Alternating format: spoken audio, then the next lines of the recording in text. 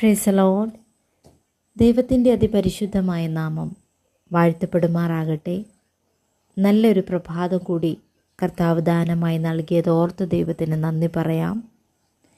എല്ലാ പ്രിയപ്പെട്ടവർക്കും ക്രിസ്തുവേശുവിൽ സ്നേഹവന്ദനം. സ്നേഹത്തിനാഴി തന്നിൽ മുങ്ങി ഞാനിന്നു മന്നിൽ, സ്നേഹത്തിനാഴി തന്നിൽ മുങ്ങി ഞാനിന്നു മന്നിൽ, ആമയം മാറിയും ആനന്ദമേറിയും വാഴുന്നു ഭീതിയെന്നീ. ഹല്ലേലൂയ, ആമേൻ, ഹല്ലേലൂയ. യേശുവേ നിൻ പാദം കുമ്പിടുന്നേ, യേശുവേ നിൻ പാദം കുമ്പിടുന്നേ, യേശുവേ നിൻ പാദം കുമ്പിടുന്നേ. കർത്തൃദിവസത്തിൽ നമുക്ക് ഒരുമിച്ച് കർത്താവിൻ്റെ സന്നിധിയിൽ കടന്നു വരുവാൻ സർവശക്തനായ സർവകൃപാലുവായ ദൈവം ആയുസ്സിൻ്റെ ഒരു ദിനം കൂടെ നമുക്ക് ദാനമായി നൽകിയല്ലോ. അത് ഓർത്ത് കർത്താവിനെ ഇന്ന് പകൽക്കാലം സ്തുതിക്കുന്നു, സ്തോത്രം ചെയ്യുന്നു. വളരെ പ്രാർത്ഥനയോടും തികഞ്ഞ ദൈവാശ്രയത്തോടും ദൈവം മുൻപാകെ കടന്നു വന്നിരിക്കുന്ന ഈ ശബ്ദം ശ്രദ്ധിക്കുന്ന എല്ലാ അഭിഷക്തന്മാർക്കും കർത്താവായ യേശു ക്രിസ്തുവിന്റെ നിസ്തുല്യനാമത്തിൽ സ്നേഹവും ക്രിസ്തീയ വന്ദനവും അറിയിക്കുന്നു. കർത്താവ് നിങ്ങളെ ധാരാളമായി അനുഗ്രഹിക്കട്ടെ. ഈ കർത്തൃദിവസം നമ്മുടെ ജീവിതത്തിൽ ഏറ്റവും അനുഗ്രഹമായി തീരട്ടെ എന്ന് കർത്താവിൽ പ്രാർത്ഥിക്കുന്നു. വളരെ പ്രാർത്ഥനയോടെ നമുക്കായിരിക്കാം. സെക്കറിയ പ്രവാചകന്റെ പുസ്തകം 9-ാമത്തെ അധ്യായം അതിൻ്റെ സ്തോത്രം 9-ാമത്തെ വാക്യത്തിലേക്ക് വരുന്നു. സിയോൻ പുത്രിയെ ഉച്ചത്തിൽ ഘോഷിച്ചാനന്ദിക്കുക, യെരൂശലേം പുത്രിയെ ആർപ്പിടുക. ഇതാ നിന്റെ രാജാവ് നിന്റെ അടുക്കൽ വരുന്നു, അവൻ നീതിമാനും ജയശാലിയും താഴ്മയുള്ളവനും ആയി കഴുതപ്പുറത്തും പെൺകഴുതയുടെ കുട്ടിയായ ചെറുകഴുതപ്പുറത്തും കയറി വരുന്നു. സ്തോത്രം. വളരെ അനുഗ്രഹിക്കപ്പെട്ട ഒരു വേദാംശമാണ് ഈ പ്രഭാതത്തിൽ സ്വർഗം തന്നിരിക്കുന്നത്. ഈ കർത്താവിൻ്റെ ഒരു ക്വാളിറ്റിയെ കുറിച്ച് അവിടെ സെക്കറിയ പ്രവാചകൻ വിളിച്ചു പറയുന്നു. ഒന്ന്, അവൻ നീതിമാനും, 2 ജയശാലിയും, 3 താഴ്മയുള്ളവനും. സ്തോത്രം. 3 കാര്യം ഇവിടെ വിളിച്ചു പറയുക. ഒന്ന്, ജയശാലി. സ്തോത്രം. സകലത്തിൻ്റെ മുൻപിലും ജയം പ്രാപിച്ചവൻ. സ്തോത്രം. സകലത്തിൻ്റെ മുൻപിലും ജയിച്ചവൻ. ആമേൻ. നീതിമാൻ. സ്തോത്രം. ഹല്ലേലൂയ. താഴ്മയുള്ളവൻ. ആമേൻ. നമുക്കറിയാം കർത്താവ് യേശു ക്രിസ്തുവിൻ്റെ പുനരാഗമനത്തെക്കുറിച്ച് നമ്മൾ ചിന്തിക്കപ്പെടുമ്പോൾ അതിൻ്റെ ഓരോ വാക്യങ്ങളിലും 1000 ദൂതുകൾ അടങ്ങപ്പെട്ട വേദാംശങ്ങൾ നമ്മുടെ നടുവിലുണ്ട്. സ്തോത്രം. എന്നാൽ ഈ 9-ാമത്തെ അധ്യായത്തിലേക്ക് നമ്മൾ പ്രവേശിക്കുമ്പോൾ 9-ാമത്തെ അധ്യായത്തിൻ്റെ പ്രൈസ് ദി ലോർഡ് 9-ാമത്തെ വാക്യം മുതൽ നമ്മൾ വായിക്കപ്പെടുമ്പോൾ തന്നെ ഇതിൻ്റെ 3-ാമത്തെ സെബന്യാവിൻ്റെ പുസ്തകം 3-ാമത്തെ അധ്യായത്തിൻ്റെ പ്രൈസ് ദി ലോർഡ് നമ്മൾ 14-ാമത്തെ വാക്യങ്ങളൊക്കെ നമ്മൾ വായിക്കപ്പെടുമ്പോഴും ദൈവത്തിൻ്റെ അഭിഷിക്തനായിരിക്കുന്ന സെബന്യാവ് ദൈവത്തിൻ്റെ സന്നിധിയിൽ പ്രാർത്ഥനയോടും തികഞ്ഞ ദൈവാശ്രയത്തോടും ദൈവത്തിൻ്റെ സന്നിധിയിൽ മുഴങ്കാലിൽ നിൽക്കുന്ന പ്രാർത്ഥിക്കുന്ന ദൈവമകനായി സെബന്യാവിനെ ആ കാലഘട്ടങ്ങളിൽ ദൈവം തിരഞ്ഞെടുത്തു. സ്തോത്രം. എന്നാൽ 3-ാമത്തെ അധ്യായത്തിൻ്റെ 14-ാമത്തെ വേദാംശത്തിലേക്ക് പ്രവേശിക്കപ്പെടുമ്പോൾ അതിനകത്ത് എഴുതിയിരിക്കുന്ന ഒരു ആത്മീക മർമ്മം ഇങ്ങനെയാണ്: സിയോൻ പുത്രിയെ ഘോഷിച്ചാനന്ദിക്കുക, ആമേൻ, ഇസ്രായേലെ ആർപ്പിടുക, യെരൂശലേം പുത്രിയെ ആമേൻ പൂർണ്ണ ഹൃദയത്തോടെ സന്തോഷിച്ച് ഉല്ലസിക്ക. കണ്ടോ, പൂർണ്ണ ഹൃദയത്തോടെ. Price the Lord. ദാവീദ് പറയുന്നു, പൂർണ്ണ ഹൃദയത്തോടെ നീ എന്ത് ചെയ്യണം? ദൈവത്തെ സ്നേഹിക്കണം, ദൈവത്തെ സേവിക്കണം. എന്നാൽ ഈ 3-ാമത്തെ അധ്യായത്തിൻ്റെ 7-ാമത്തെ വാക്യം പറയുന്നു, നീ എന്നെ ഭയപ്പെട്ട് ആമേൻ പ്രബോധനം കൈക്കൊള്ളുക എന്ന് ഞാൻ കൽപ്പിച്ചു. എന്നാൽ ഞാൻ അവളെ സന്ദർശിച്ചതുപോലെ ആമേൻ പ്രൈസ് ദി ലോർഡ് ഒക്കെയും അവളുടെ പാർപ്പിടം ആമേൻ ഛേദിക്കപ്പെട്ടിരിക്കുന്നു. ഹല്ലേലൂയ. ആമേൻ. എങ്കിലും അവർ എന്ത് ചെയ്യുന്നു? ജാഗ്രതയോടെ തങ്ങളുടെ ദുഷ്പ്രവർത്തികളെ ഒക്കെയും ആമേൻ സ്തോത്രം ചെയ്തു പോന്നു. സ്തോത്രം. Price the Lord. Hallelujah. Price the Lord. ഇന്ന് പകൽക്കാലം ദൈവവേദലേ, കർത്താവ് നിനക്ക് തരുന്ന ചില സമയങ്ങൾ, കർത്താവ് നിനക്ക് തരുന്ന ചില മിനിറ്റുകൾ, അവിടെ ശക്തമായി ആരാധന വെളിപ്പെടേണ്ട നിമിഷങ്ങളാണ്.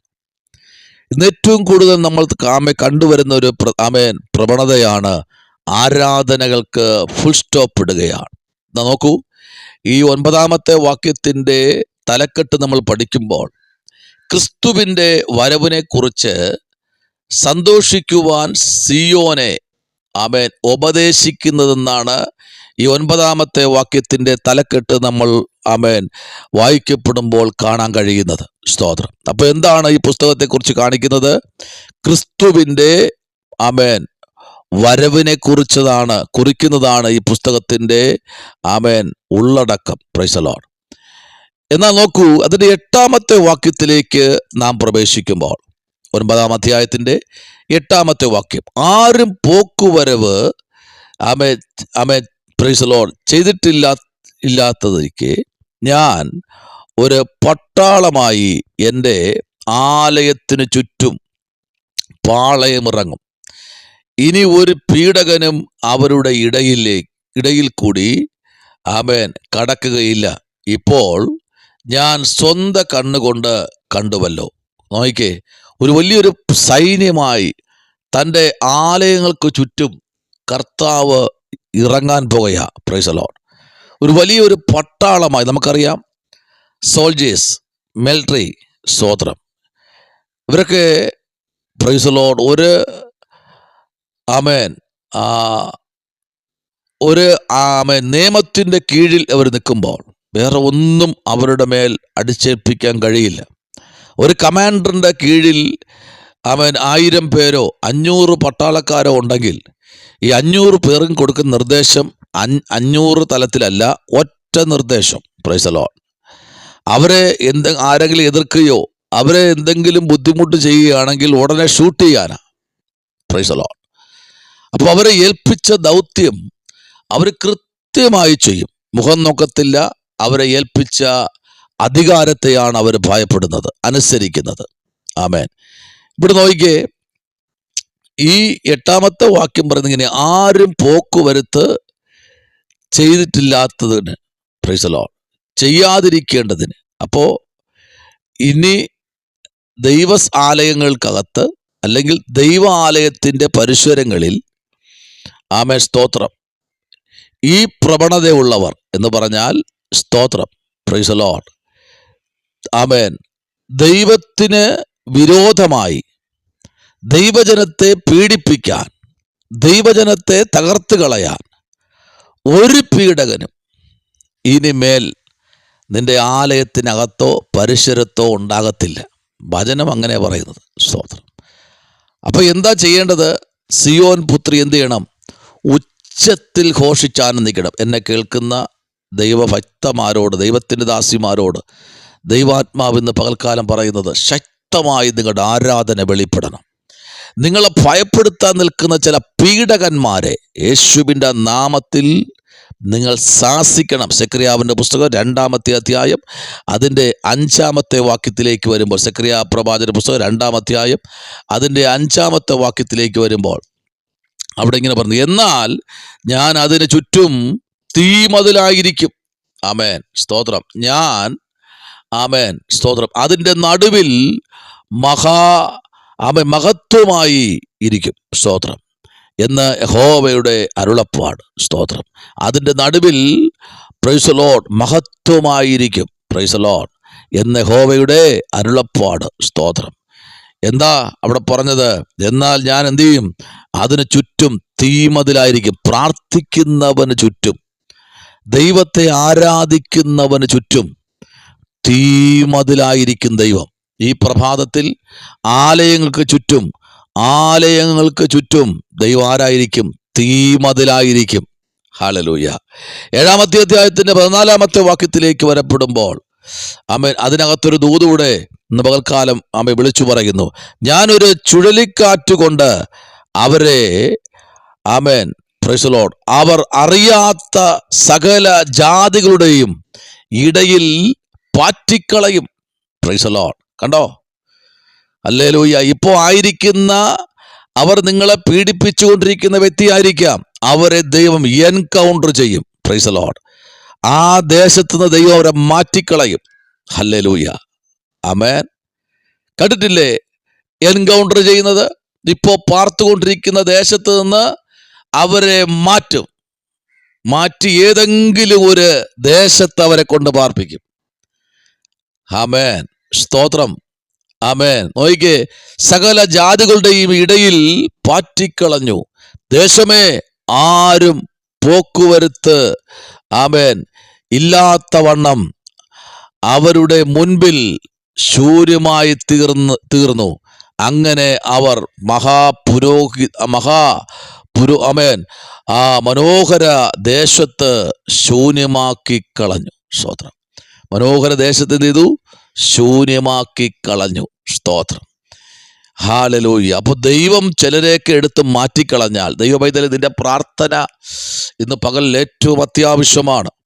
നിങ്ങളിപ്പോൾ ആലയത്തിൽ പ്രവേശിക്കപ്പെടുമ്പോൾ, നിങ്ങൾ ഈ സന്ദേശം കേട്ട് ആലയത്തിലേക്ക് പോകുമ്പോൾ അടങ്ങിയിരിക്കാനല്ല കേട്ടോ, ശക്തമായി ദൈവത്തെ ആരാധിക്കാനും ദൈവനാമത്തെ ഉയർത്തുവാനും ഇന്ന് പകൽക്കാലം തയ്യാറായാൽ, ആമേൻ, ചിലരെ ദൈവം ദേശത്ത് നിന്ന് പറിച്ചു മാറ്റും. ആലയത്തോടുമുള്ള ബന്ധത്തിൽ ആലയത്തിന് വിരോധമായി നിൽക്കുന്ന, ആലയത്തിനകത്തു നിന്നെ പ്രവേശിക്കില്ല, ആലയത്തുള്ള ആരാധനകൾ ഞാൻ സ്റ്റോപ്പ് ചെയ്യും, ആലയം ഇനി ഒരിക്കലും പുരോഹിതൽ വരത്തില്ല, ആമേൻ, ആലയത്തിൽ നടക്കുന്ന ഉപവാസ പ്രാർത്ഥനകളെ ഞാൻ സ്റ്റോപ്പ് ചെയ്യും, ഇനി ഒരിക്കലും ആലയങ്ങളിൽ ഉപവാസം നടക്കത്തില്ല എന്ന് പറഞ്ഞ് നിൽക്കുന്ന ഒരു ഗ്രൂപ്പിനെ ദൈവം ആലയങ്ങളിൽ നിന്ന് പിഴുതുകളയും.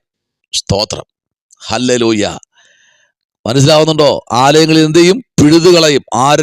ആലയത്തിൽ നടക്കുന്ന ആരാധനകളെ മനഃപൂർവ്വമായി സ്റ്റോപ്പ് ചെയ്യാൻ നിൽക്കുന്ന, നോക്കിക്കേ, 10-ാമത്തെ അധ്യായം സെക്രിയാവ് 10-ന്റെ 4-ാമത്തെ വാക്യത്തിലേക്ക് വരുമ്പോൾ അവിടെ എന്താ വായിക്കാം? പരിശുദ്ധനായ ദൈവമേ, സ്വർഗ്ഗീയ നല്ല പിതാവേ, അനുഗ്രഹിക്കപ്പെട്ട നല്ല പ്രഭാതവേളയ്ക്കായി സ്തോത്രം. വീണ്ടും ഒരു ശനിയാഴ്ച രാവിലെ ഞങ്ങൾക്ക് ഒരുമിച്ച് ഞങ്ങളുടെ മുമ്പിലേക്ക് കടന്നു വരുവാൻ സർവശക്തൻ ഒരു അവസരം കൂടെ ഒരുക്കിയല്ലോ. അപ്പ, മുമ്പിലായിരിക്കുന്ന ജനത്തെ കരങ്ങളിൽ ഏൽപ്പിക്കുന്നു. അത്ഭുതം ചെയ്യും യേശു ക്രിസ്തുവിൻ അൻപുള്ള നാമത്തിൽ തന്നെ. ആമേൻ. God bless you. ദൈവം നമ്മെ എല്ലാവരെയും അനുഗ്രഹിക്കട്ടെ.